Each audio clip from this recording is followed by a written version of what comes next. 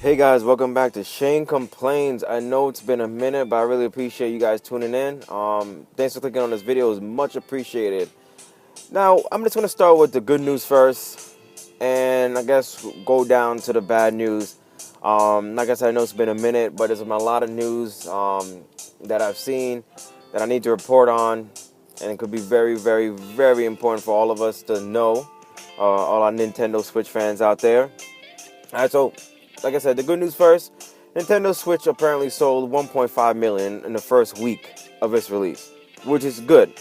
You know, these numbers that were produced by Super Data, they pretty much said that 500 million, I mean for half a million or 500,000 was sold in the U.S., 360,000 in Japan,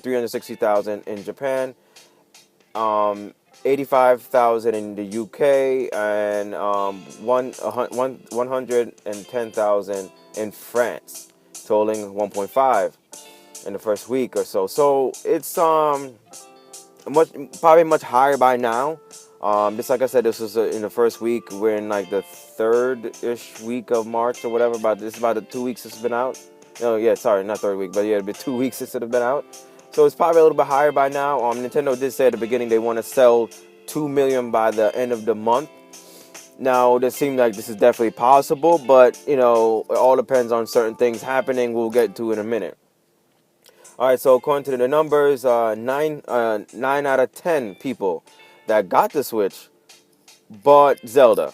That's a lot of Zelda games. 1.34 million copies sold, and that's, of course, you've probably heard, that's the fastest selling release launch title, beating out for Nintendo, beating out Super Mario 64.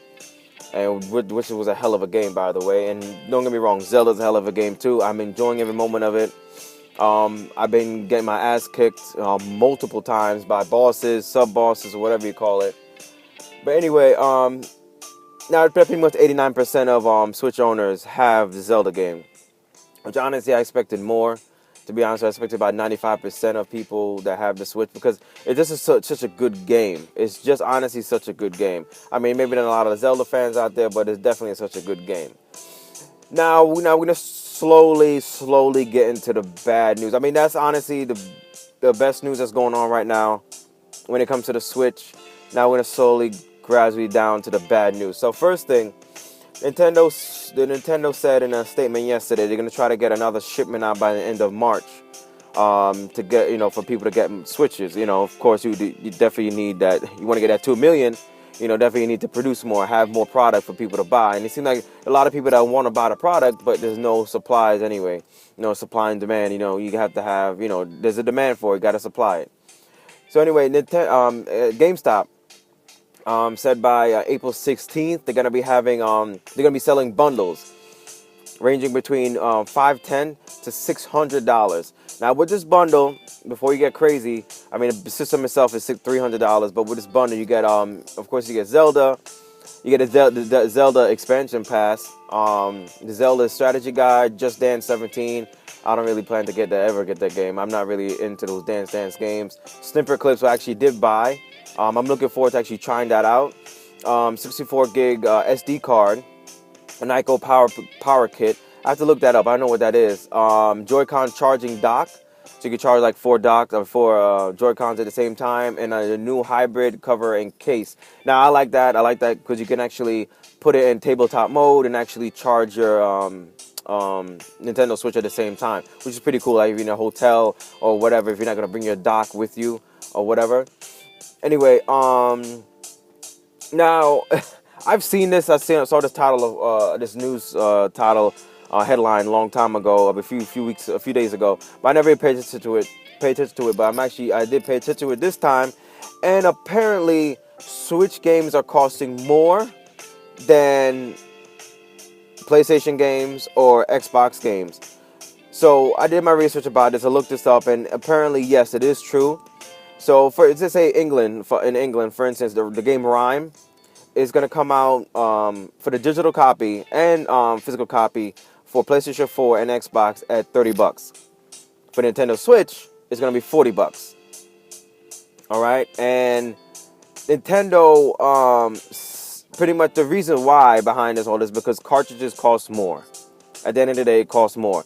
Cartridges cost more than Blu-ray discs, so it's gonna cost more for the developers and the developers actually produce the games or make create the games or whatever, have them ready for people to buy. So someone can say, hey, but okay, the physical copy is gonna be more. So why is the digital copy more? Why shouldn't the digital copy be cheaper? I mean, Nintendo doesn't want to do that. I mean, let's say the game Rhyme is, like PlayStation, 29 or $30 digitally, but if you go to GameStop, it's $40. Why would you spend an extra $10 for a physical copy when you can get a digital copy for $10 cheaper? So Nintendo doesn't want to hurt the retailers like GameStop, like Best Buy and Toys R Us. They don't want to hurt them. They don't want to have they already have a bad relationship with third parties. They want to have a bad relationship with retailers.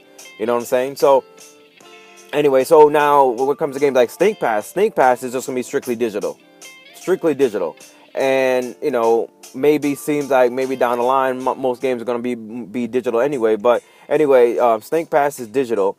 What comes out to be $16. Well, all these figures actually not dollars, not U.S. currency. It's actually pounds. The article I was reading, I got these information. It was in pounds. But the Snake Pass is be £16 in the UK for all systems, and it's only because it's only a digital copy. So the prices, I believe it seems like it's just going to be more pertaining to the indie developers, because all the games for the AAA titles or the first party titles or whatever, all $60. Might be 50. Like I think the Snippet was $40 or $30, something like that. Well, the smaller games or whatever, the bigger games will be $60. But anyway, comment below, let me know what you guys think. Do you think this is fair? But you just understand that the cartridges cost more to buy, and just cost more, and that's the reason why. This potentially, yes. All the stuff I'm saying right now is pretty much gonna conclude at the end of this video, pretty much, and all these situations, will it hurt the Nintendo Switch? I try my best to start out with good stuff, but we're, like I said, we're trying to go down. We're going the bad way. We got good news first, bad news second. Anyway, so now there's some technical issues. All right, you guys, many of you have heard about the left Joy-Con not connecting properly. Apparently now switches are not booting up right. There's been freezing at the main screen. Random noises. Anytime you press a button, there's been random weird noises. Issues with wireless interference. Like if you're on any like wireless devices, there's been interference. Some switches cannot detect game cards. So you cannot play your games.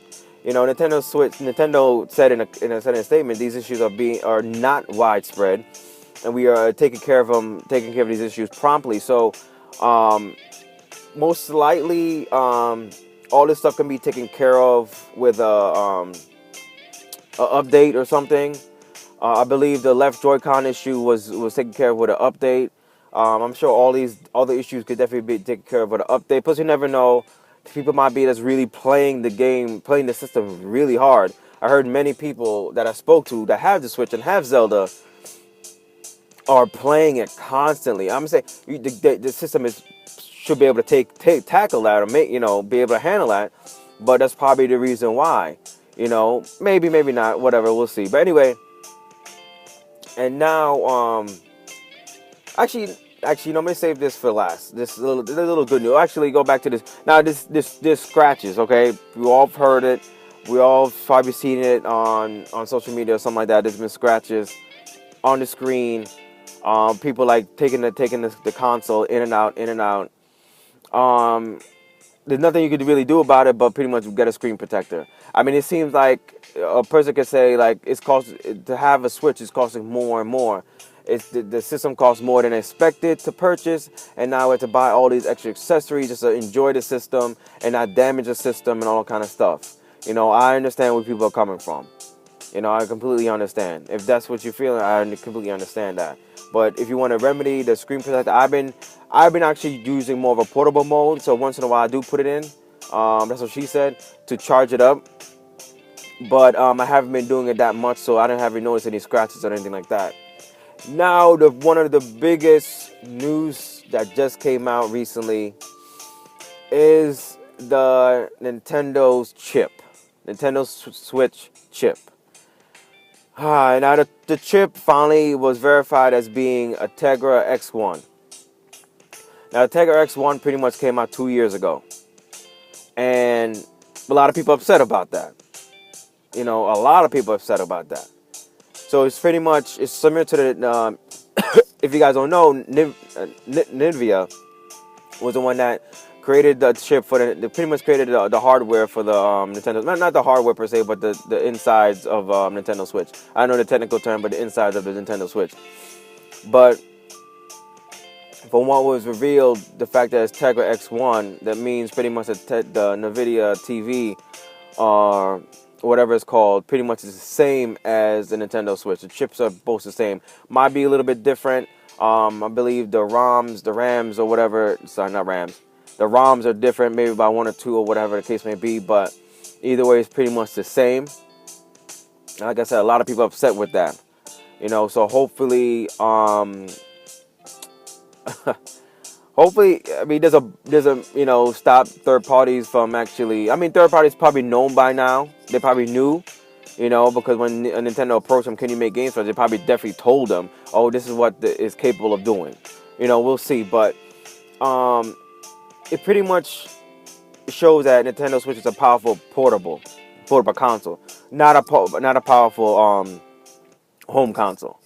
I mean, I was hoping that maybe, looking at these games like Fast RMX, seeing those graphics shows that the possibilities, it's still possible to get 1080p and 60 frames and all kind of stuff, whatever. But, you be the judge of that.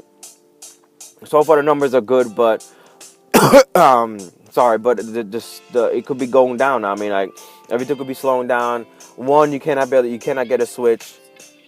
And 2, all these numbers are coming out showing that the Switch is not as strong or powerful as people, hoped it would be. So, we don't know what's gonna, I mean, I don't know. I'm hoping for the best. I'm happy with my Switch. It fits me just right. I have it, I like it because it's portable and I can take it with me when I'm going to work and so on and so forth. So it suits me just right. Honestly, I'm not just saying that as a Nintendo fan, but it just suits me just right. Now, I'm hoping that this whole supplemental device and all that room that's actually in the dock, I hope all that room is like, let us know that down the line there's going to be another something you can probably, stick in there, and the graphic, the power of the console goes up when it's docked, at least, so it does, fulfill the need for those hardcore gamers that, just game at home. I mean, can't do anything with the portable version of it, but it does remedy, the gripes of people, the hardcore gamers may have. But, it is what it is. These are the issues that, I guess we start with the console selling, but now the issue of, all these technical issues that could be solved or whatever coming out, not having enough product.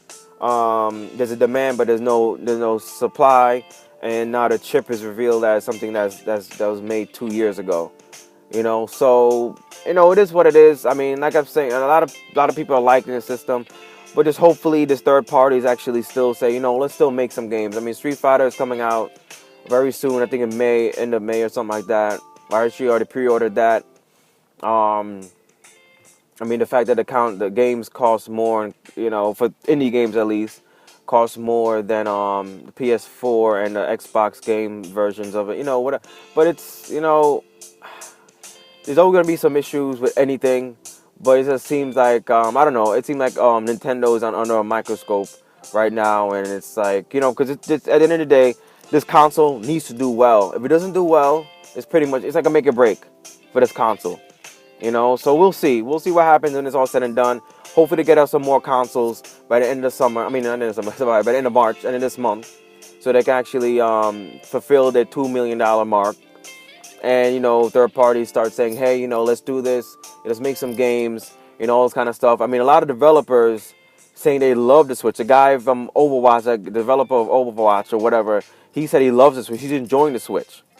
So maybe it might be an indication that it might have Overwatch for Nintendo Switch, but then the Overwatch will be like, you know, by the time that comes out, be a year or maybe a year and a half old game, a year-old game, you know, unless they have a new Overwatch coming out or whatever, so on and so forth. Well, whatever, we'll see.